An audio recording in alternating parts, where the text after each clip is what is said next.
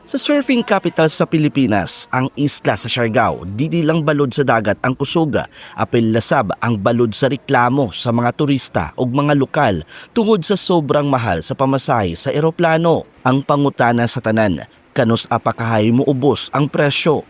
Gikan pa sa Spain, nilupad ang manag-uyab nga sila Angel og Jorge aron makaari sa surfing capital sa nasod. Walay direct flight, maong kinahanglan pa nilang mulabay sa Manila ug Cebu ug maong nga misaka ang ilang gastos. 3,000 euros. Yes, 3,000 But euros. in pesos, there are like 180,000 pesos. We can pay for it, but it's a little bit expensive. We have been to other places that were cheaper.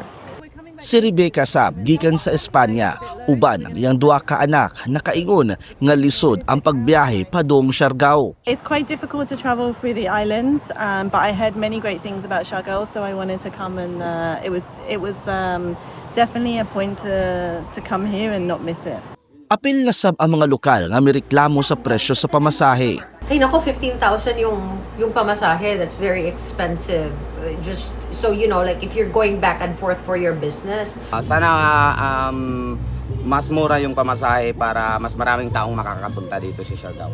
Gipanawagan na ni Senator Mark Villar ang pag-imbestiga sa sobrang mahal nga domestic flights. Ang presyo sa one-way direct flight gikan Manila padung Siargao gikan sa 3,000 pesos niadtong 2017, 7,000 pesos sa 2023 ug karon 2025. Misaka na sa 18,000 pesos.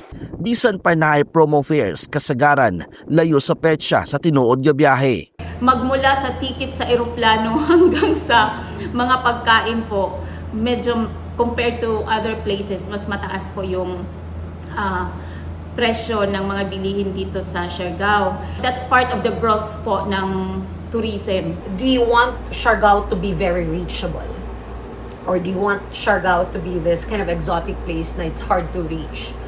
Gikasabutan na sa Department of Transportation o Department of Tourism nga ilang tutukan ang isyu sa presyo sa pamasahe o mga palitunon sa lugar.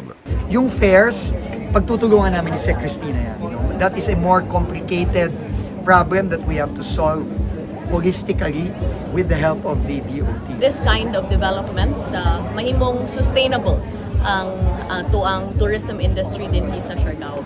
Sa karon, wala pa'y pahayag gikan sa mga airline nga naglupad padung Siargao. Apan aduna na giplanong expansion sa Siargao Airport og naglawom ang mga taga-isla nga dili lang mudagan ang turista, kun dili moubos ta sab ang presyo sa pamasahe, paingon og pauli sa Siargao.